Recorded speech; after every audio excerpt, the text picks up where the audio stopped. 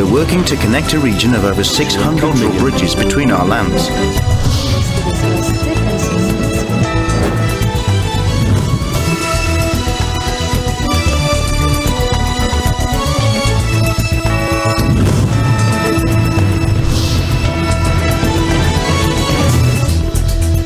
Good evening, I'm Alma Angeles, and you're watching ASEAN in Focus on tonight's headlines. The 43rd ASEAN Summit and its associated summits officially commenced in Jakarta, Indonesia. Indonesian President Widodo delivered his address, underscoring the enduring unity within ASEAN. In his inaugural international appearance during the ASEAN Business Summit, newly appointed Prime Minister Han Manet of Cambodia extended a warm invitation to foreign investors, reaffirming the country's commitment to achieving high-income status. Founder of Go Negosyo and Chairman of the ASEAN Business Advisory Council, Philippines, Jose Maria or Joey Concepcion III, stressed the importance of Filipino micro, small, and medium enterprises embracing the digital landscape to remain competitive in the ASEAN region.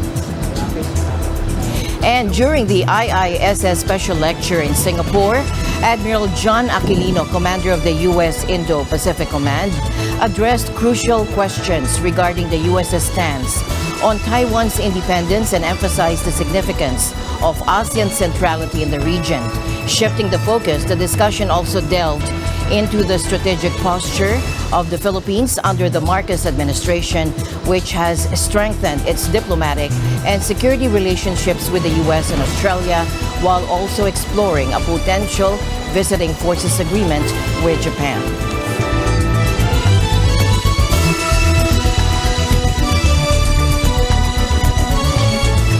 The 43rd ASEAN Summit and its related summits were officially opened in Jakarta, Indonesia. Indonesian President Widodo delivered his remarks, emphasizing the enduring unity within ASEAN. Indeed. Akhir-akhir ini saya sering mendengar pertanyaan publik the public's questions terkait ASEAN, regarding yaitu ASEAN, namely, apakah ASEAN akan terpecah will ASEAN dan disintegrate tidak bisa bersatu? and not be able to unite? Apakah kapal ASEAN Will the ASEAN mampu ship terus melaju? be able to continue to sail on this August momentum? Sebagai anggota As keluarga a member dan of sebagai the ketua ASEAN ASEAN, family and as saya chair of ingin ASEAN, I would menegaskan like to underscore bahwa that kesatuan ASEAN ASEAN unity sampai dengan saat until ini this day masih remains terpelihara dengan well baik. preserved. He also highlighted that unity should not be defined by the absence of differing opinions, especially in a region characterized by diverse cultures. For Indonesia, Kesatuan itu adalah unity sebuah harmoni means dalam perbedaan, harmony despite the differences, termasuk di dalamnya including perbedaan differences pendapat. in opinion. Karena perbedaan pendapat Because justru differences in opinion, menyuburkan in fact, demokrasi, nurtures democracy. justru It menunjukkan shows bahwa that kita sebagai keluarga we as a family memiliki kedudukan yang are setara. on equal footing. President Widodo also addressed the challenges that lie ahead in the world and reaffirmed ASEAN's commitment to not becoming a proxy for any power. We are aware Dunia that memang not everything sedang tidak that not everything baik-baik is saja. well with the world. Tantangan masa depan Future semakin challenges berat are becoming increasingly dan difficult mengakibatkan and perebutan pengaruh causing oleh a kekuatan struggle of besar. influence between major powers. Nevertheless, ASEAN sudah ASEAN sepakat has agreed untuk tidak to menjadi proksi reject being a bagi proxy kekuatan for any manapun, power, untuk to bekerja work sama together dengan with siapapun everyone bagi for perdamaian dan peace kemakmuran. and prosperity. ASEAN, he stated, rejects the notion of becoming an arena for rivalries that could lead to mutual destruction, opting instead to be a beacon of peace, not just for the region, but for the entire world. Jangan Do jadikan not kapal turn kami our ship ASEAN sebagai arena into an arena rivalitas yang for saling rivalries menghancurkan. that cause mutual Tapi destruction. Instead, jadikanlah kapal ASEAN transform ini this ASEAN ship sebagai ladang as untuk a field menumbuhkan to kerjasama, nurture cooperation, untuk to menciptakan achieve kemakmuran, prosperity, menciptakan to achieve stabilitas, stability, menciptakan and to achieve perdamaian peace. yang tidak hanya not only bagi kawasan, for tapi juga our region, bagi but also dunia. for the world. Southeast Asian leaders are set to convene in Indonesia for discussions primarily centered on the Myanmar crisis and China's increasing assertiveness in the South China Sea. The Association of Southeast Asian Nations, or ASEAN Summit, will be followed by talks with key players, including Beijing and Washington. During these talks, U.S. Vice President Kamala Harris will address China's assertiveness in the contested South China Sea, standing in for President Joe Biden. ASEAN, a 10-nation bloc, has often been criticized for its perceived ineffectiveness and is currently struggling to present a unified stance on the Myanmar crisis following a 2021 coup that ousted the democratically elected government. Bilateral meetings with global powers are scheduled for Wednesday, followed by the 18-nation East Asia Summit on Thursday, where notable absentees will include President Biden, Chinese President Xi Jinping, and Russian President Vladimir Putin. Representing Beijing and Moscow will be Chinese Premier Li Qiang and Russian Foreign Minister Sergei Lavrov. Before the East Asia Summit, ASEAN members will attempt to draft a declaration that accommodates the diverse positions on Myanmar, where the military coup has triggered a violent crackdown on dissent. A draft of the final communique has left the Myanmar section blank, indicating a lack of consensus. Indonesia, as the chair, has pushed for Myanmar's junta, which is currently barred from high-level ASEAN meetings, to implement a 5-point plan agreed upon 2 years ago to end the violence and resume negotiations. However, these efforts have proved futile as the junta continues to disregard international criticism and refuses to engage with its adversaries. Thailand's unilateral meetings with the junta and deposed democracy leader Aung San Suu Kyi have further deepened divisions within ASEAN, with some countries advocating for the junta's re-invitation to meetings. There are also discussions about Myanmar deferring its turn as the rotating ASEAN chair in 2026. China's actions in the South China Sea, where it claims almost the entire territory, will also be a prominent issue, especially after Beijing released a new map overlapping its claims with those of several ASEAN members. Leaders are also expected to express concern about activities in the disputed sea, including land reclamations and serious incidents that have increased tensions and pose threats to regional peace and stability. During the East Asia Summit, which includes the United States, China, Japan, India, and Russia, Vice President Harris is likely to engage in discussions with Russia's experienced top diplomat, particularly regarding the Ukraine conflict. National Security Advisor Jake Sullivan stated that Harris would focus on the climate crisis, maritime security, and efforts to uphold and strengthen international rules and norms in the region during her meetings.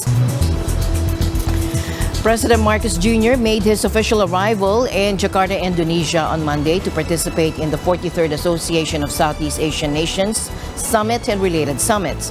The presidential aircraft landed at Soekarno-Hatta International Airport at 6 p.m. local time. Now, President Marcos's attendance at the summit, scheduled from September 5 to the 7th, comes at the invitation of ASEAN Summit Chair and Indonesian President Joko Widodo. During the summit, President Marcos has expressed his commitment to advancing Philippine interests within ASEAN. He aims not only to address the region's complex challenges, but also to explore opportunities for ASEAN's growth potential. President Marcos will spotlight the Philippines' advocacy for a rules-based international order, particularly in the South China Sea. Additionally, he will focus on strengthening food security, advocating for climate justice, harnessing the potential of digital and creative economies, safeguarding migrant workers during crisis, and combating human trafficking. ASEAN leaders are expected to engage in extensive discussions to deepen partnerships with Australia, Canada, India, China, Japan, Korea, the U.S., and the United Nations. The agenda will include fostering cooperation in trade and investment, climate action, food security, clean energy, and maritime collaboration. The discussions during the summit will also include developments in the South China Sea, the situation in Myanmar, the conflict in Ukraine, and major power rivalries, and these topics will be addressed during the ASEAN +3 and East Asia summits. In Jakarta, a critical meeting of Southeast Asian foreign ministers and security officials is underway, drawing attention to the ongoing crisis in Myanmar. Now, this gathering precedes the upcoming ASEAN summit and is marked by concerns over the region's instability to find a unified stance on the Myanmar situation following the coup in 2021. Indonesia's coordinating political security minister, Mahfud MD, expressed his concerns, stating insignificant progress in Myanmar has cast a negative shadow over ASEAN. ASEAN continues to face uncertainties. Our community's strength is being challenged by one crisis after another. Internally, insignificant progress in Myanmar left negative mark of ASEAN. Our achievement in implementing the APSC Blueprint 2025 is overshadowed by lack of progress in resolving the Myanmar issue. But we still have some homeworks to do, including the situation in Myanmar. Our chairmanship has worked hard to push for a united ASEAN solution.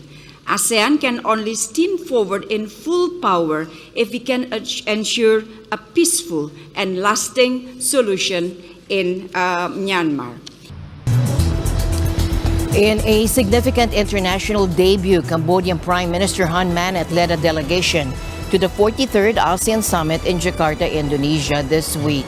In his diplomatic debut on the international stage, newly appointed Prime Minister Hun Manet of Cambodia extended a warm invitation to foreign investors, reaffirming the country's commitment to becoming a high-income economy. Cambodia stands ready to welcome all prospective investors to the kingdom where opportunities are abundant. Cambodia is currently classified as a least developed country by the United Nations, alongside Myanmar and Laos. Economically, Cambodia has experienced increasing reliance on China in the past decade. China has made substantial investments in public infrastructure projects in Cambodia, ranging from expressways to railway systems, aligning with its Belt and Road Initiative to expand global influence. Additionally, the two nations share robust military ties, with the U.S. expressing concerns about Chinese military activities at Cambodia's Beijing-funded Ream naval base along the Gulf of Thailand. Prime Minister Hun Manet affirmed Cambodia's commitment to the multilateral system, a rules-based international order, and the principle of non-interference. As I assume the premiership in this seventh term, the royal government of Cambodia has recently launched a new national overarching strategy called the Pentagon Strategy. The overall strategic mission is to safeguard and nurture hard-gained peace and to accelerate national development to achieve the milestones of becoming a high-income country by 2050. ASEAN and international communities must exert leadership in opposing the use or the threat of force against a sovereign state, while concerted effort is indispensable. In the meantime, members of ASEAN and the United Nations must adhere to the spirit of independence, sovereignty, territorial integrity, equality, and non-interference, stipulated in the ASEAN and UN charters. DTI Secretary Alfred Pascual, representing the Philippines, delivered a keynote address during Day 2 of the ASEAN Business Investment Summit. Now, this segment of ABIS focused on highlighting governmental initiatives aimed at bolstering private sector-driven solutions for the region's most pressing challenges. Pascual's address centered on the theme of digital transformation. He emphasized that digital transformation is primarily about people and should be viewed as a tool to enhance human capabilities rather than replacing them. Of manufacturing, to demonstrate ASEAN's resolve to embrace a united vision and approach toward Industry 4.0, ASEAN leaders have adopted the consolidated strategy on the Fourth Industrial Revolution for ASEAN in 2021. In the Philippines, we have delineated 6 strategic actions aimed at fostering an inclusive and sustainable transformation. First strategy, embrace Industry 4.0. Second strategy, upskilling and reskilling. Third strategy, innovative MSMEs and startups. Fourth strategy, investment synergy.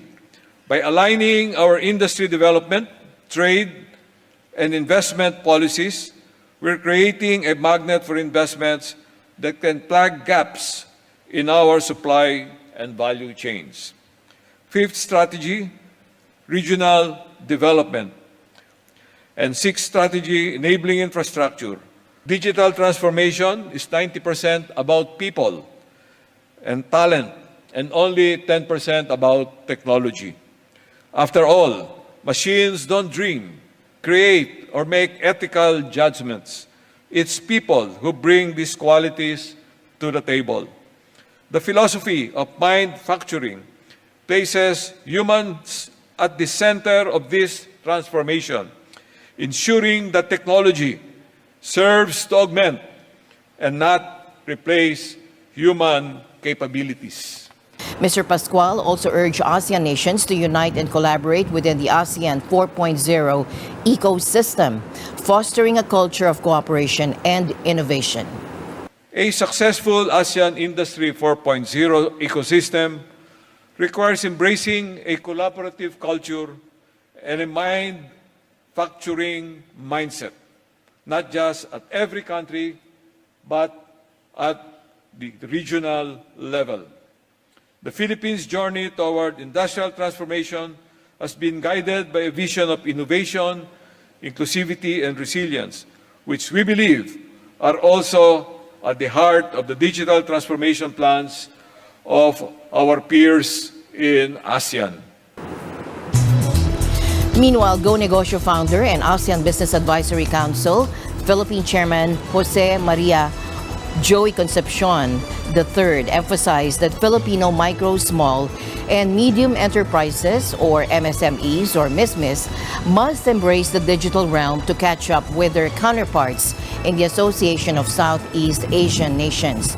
Concepcion underscored the critical role of digital transformation in ensuring the sustainable growth of MSMEs. He highlighted the importance of crafting strategic policies such as financial technology, e-commerce, and cross-border trade facilitation to enhance the well-being of the population. During a panel discussion at the ASEAN Business Investment Summit in Jakarta, Indonesia on September 3, Concepcion stated this. So, all of these tools are important to uplifting the lives of our people. That's the bottom line. I think that's why we're here. How do we solve that big problem, especially for those that are at the bottom of the pyramid? Mr. Concepcion pointed to the Philippines as a prime example of how digital technology has enabled MSMEs to compete effectively with large corporations. So, the power of digitalization has to be used. And crisis, like what we saw, pushes people to use these tools. The Go Negosyo founder also proposed a memorandum of understanding among stakeholders in ASEAN to focus the digitalization efforts, especially in developing MSMEs and the agriculture sector. We, in the ASEAN BAC, the Philippines, proposed to sign a memorandum of understanding with each ASEAN country to focus on certain sectors, in agriculture for the Philippines, on agriculture, and basically MSME development.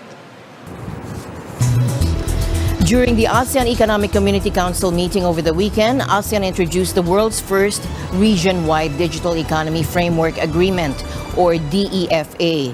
The DEFA's objectives are to empower businesses and stakeholders across ASEAN member states by promoting trade growth, enhancing interoperability, ensuring a secure online environment, and increasing the involvement of micro, small, and medium-sized enterprises.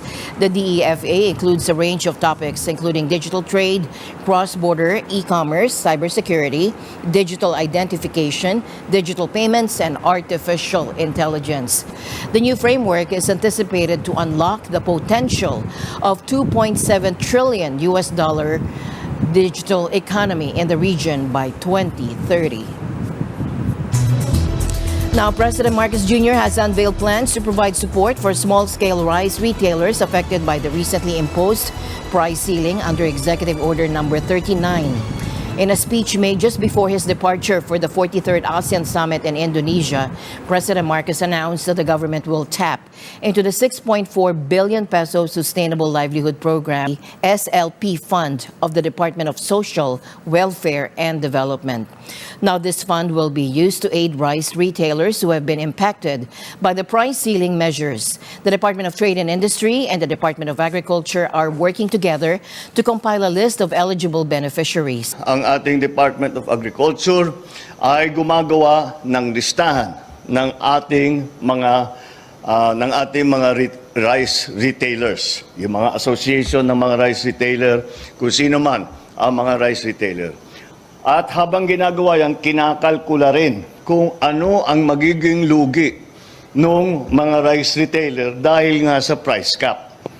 Kaya ang DSWD naman ay tiniyak namin na meron silang pondo ihanda upang pag nakalkula na natin ang lugi ng mga rice retailer ay bibigyan naman natin sila ng tulong, katumbas na tulong.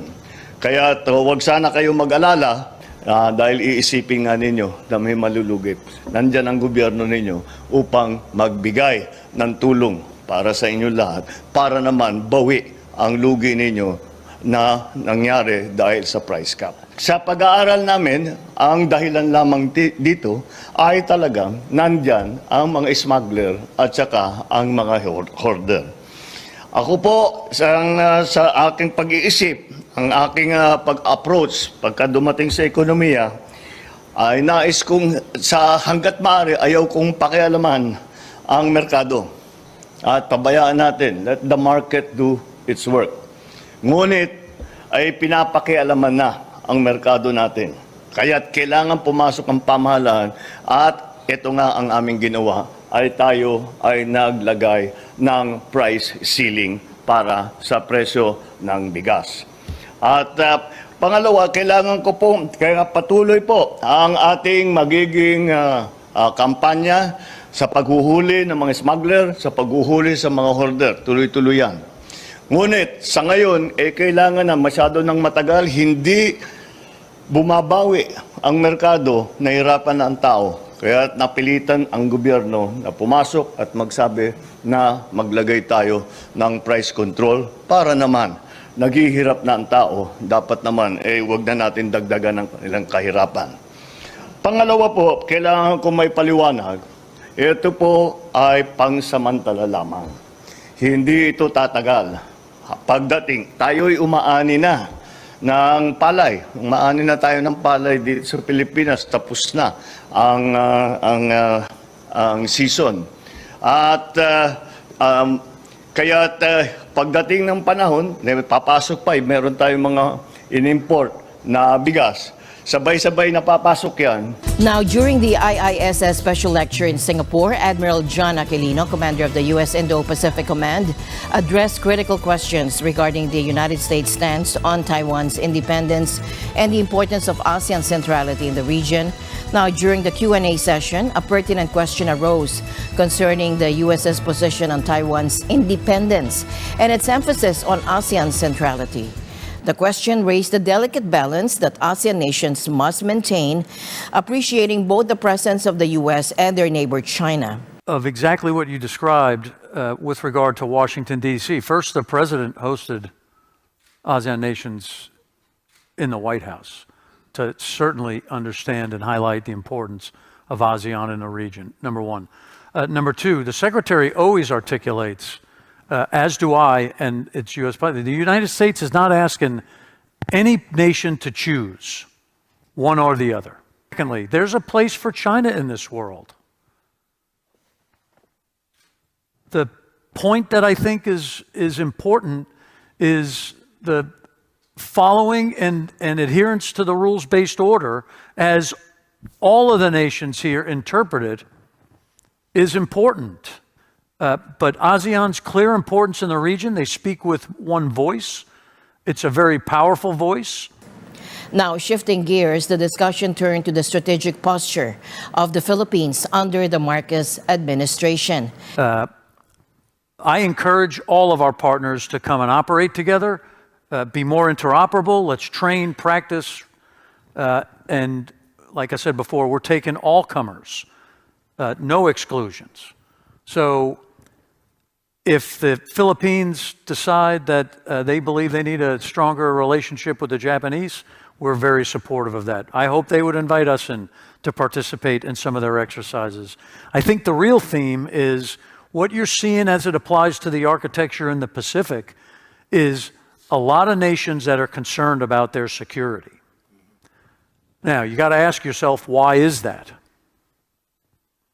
So, you could take a look at the actions that have been demonstrated throughout the region, whether it be pressurization from fishing fleets, laser operations, economic coercion, and other actions. That's what's driving nations to be concerned for their security and to reach out and develop more partnerships. As my usual habit, I'd like to end the day on a positive note. Let's encourage and build each other up so that no one is left behind. And that's it for tonight's broadcast. I'm Alma Angeles. Stay in the news, for we live in extraordinary times. Good night.